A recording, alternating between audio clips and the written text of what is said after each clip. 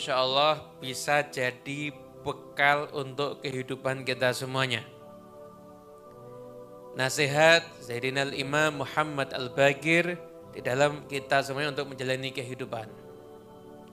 Kalau kamu itu ingin nikmatmu itu langgeng, maka perbanyaklah untuk alhamdulillah memuji Allah dan mensyukuri nikmat tersebut. Kira-kira kita bisa duduk ngaji begini nikmat apa enggak? Nikmat. Badan sehat nikmat apa enggak? Sering-seringlah syukuri kehadiranmu di tempat ini, kesehatan badanmu. Nanti kamu insya Allah langgeng sering sehat insya Allah.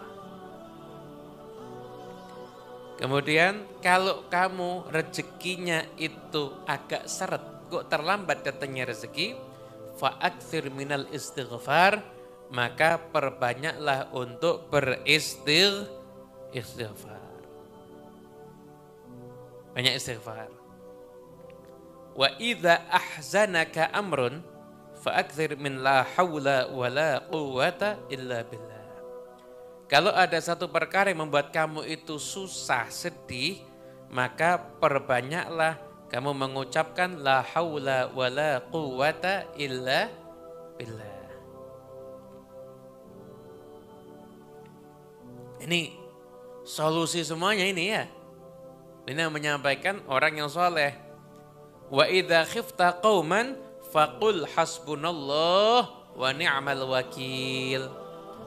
Kalau kamu itu takut kepada sekelompok kaum, maka ucapkanlah hasbunallah wa ni'mal wakil. Hasbuna, cukup bagi kami. Siapa? Allah. Wa ni'mal wakil, dialah sebaik-baik penolong. Ini kalau kita ngamaket ini sempat ngeluh nggak ini? Rezeki kok seret ya? Astagfirullahaladzim, astagfirullahaladzim, astagfirullahaladzim. Atau baca wiritan. Ini wiritan kalau dibaca rezekinya langsung lancar insya Allah. Apa? Dan rezeki jangan dimaknai cuma duit. Sehat itu rezeki. Itu sehat itu rezeki. Kok rekening saya nggak nambah ya duitnya? Sehat itu rezeki. Kalau kamu cuci darah bayar? Bayar. Kalau kamu sakit beli obat bayar enggak? Sehat kamu, rezeki apa enggak? Rezeki. Oh enak bener sehat gak dianggap rezeki. Nah, itu. Kalau kamu itu dalam keadaan rezekinya seret, istighfar, astagfirullahaladzim, astagfirullahaladzim, astagfirullahaladzim.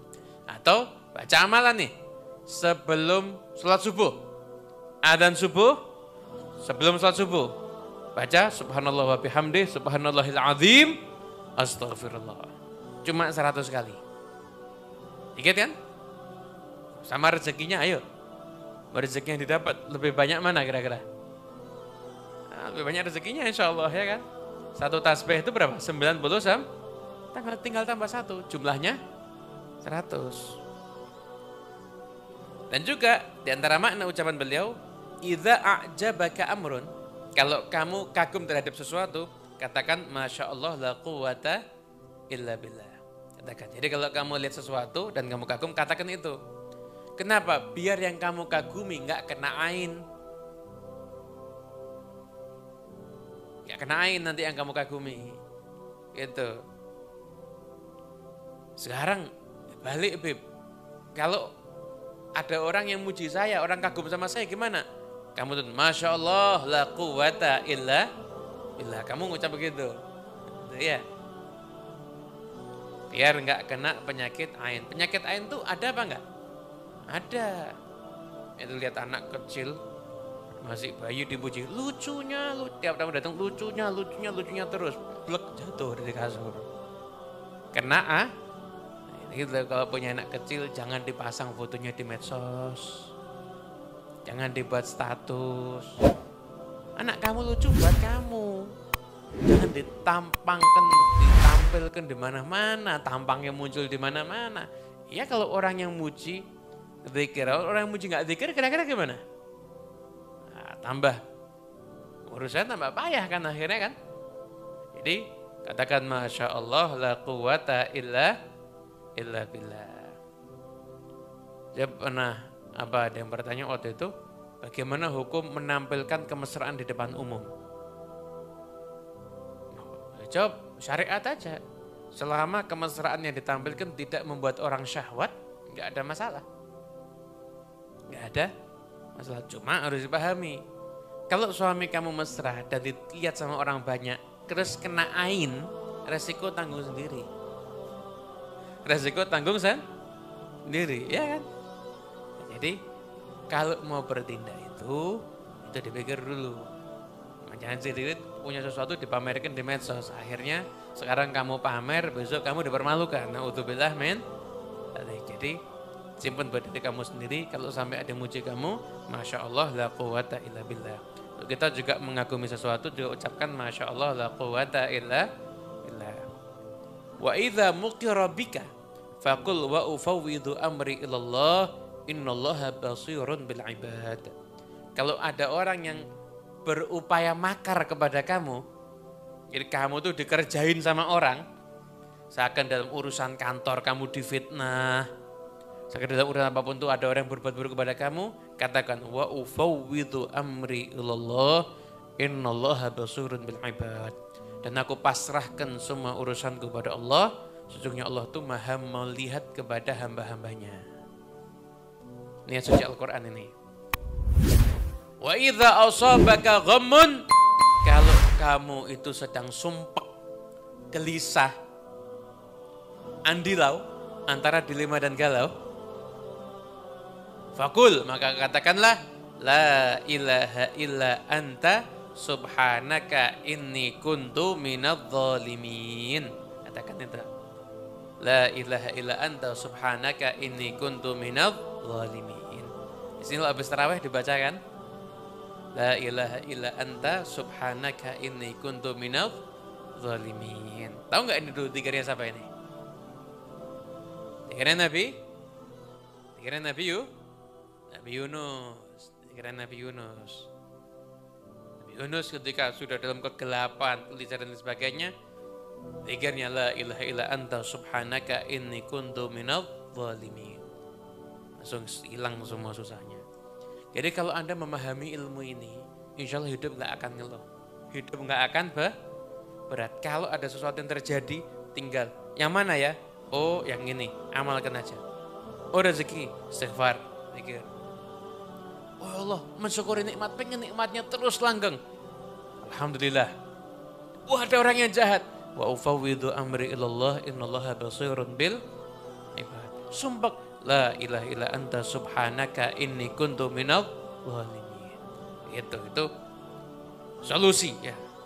Solusi untuk semua permasalahan kehidupan kita. Nah, itu yang ada di kitab Jarul Ainiyah. Saya bacakan sedikit. Yang ada di kitab Majma'ul Ahbab.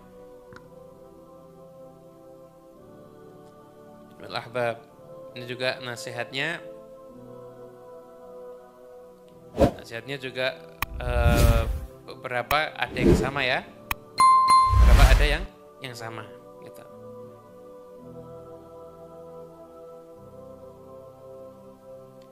Beliau pernah mengatakan dengan nasihat yang luar biasa. Beliau pernah nasihat yang luar biasa. Nasihatnya tentang masalah keutamaan menangis. Jadi umat ini akan selamat kalau masih ada orang yang mau nangis. Beliau mengatakan walau anna bakiyan baka fi ummatin la haramallahu ala tilkal ummah ala nar. Kalau seandainya ada orang dari satu kelompok itu yang mau nangis, maka Allah Ta'ala akan mengharamkan seluruh yang ada di umat itu daripada siksa api neraka.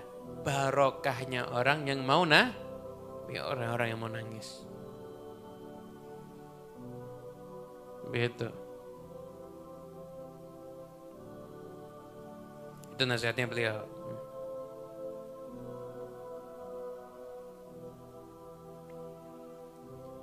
Juga pernah ketika itu dikisahkan Sayyidina Muhammad Al-Baqir ini pergi haji bersama dengan budaknya yang bernama Aflah.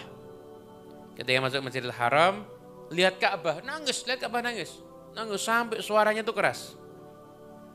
Akhirnya budaknya kemudian saya tuh negur, bi abi anta wa ummi, innan nas yanduruna ilaik. Kamu dilihatin orang ini, dilihatin orang. Fala rafaqta sautaka qalilan, mungkin bisa kamu kecilkan suara kamu. Wahai haki Aflah, walima la abki.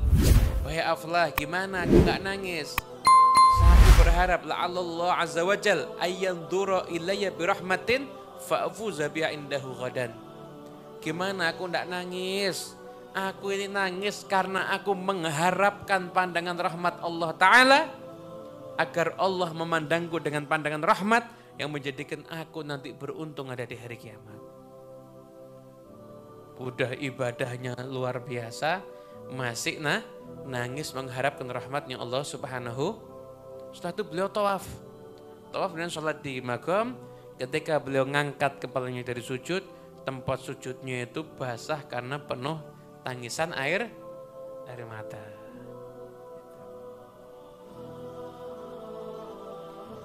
Masya Allah, itu manakibnya daripada Sayyidina Muhammad Al-Baqir. Dan satu juga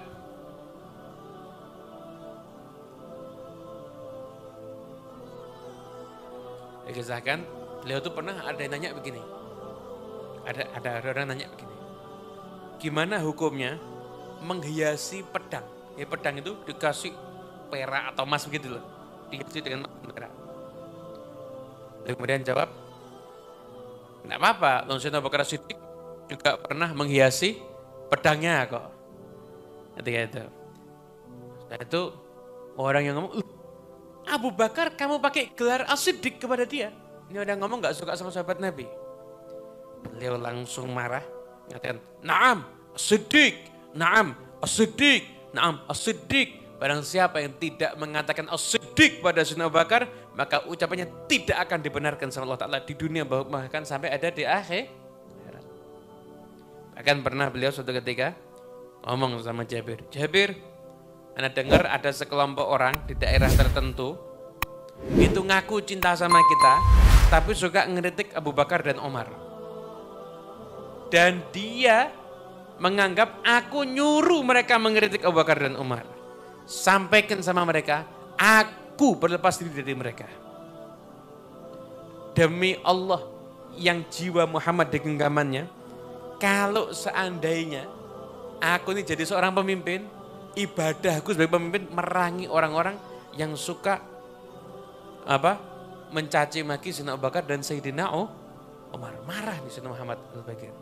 Dan saya nggak akan dapat syafaat kakekku Nabi Muhammad SAW kalau saya nggak beristighfar dan nggak mendoakan, nggak mengucapkan rahimahullah untuk pada Sayyidina Abu Bakar dan Sayyidina Umar. Itu cerita beliau pada Sayyidina Abu Bakar dan Sayyidina Umar. Jadi sahabat itu luar biasa, punya makom yang tinggi di sisi Rasulullah Sallallahu Alaihi Wasallam. Wallahu a'lam.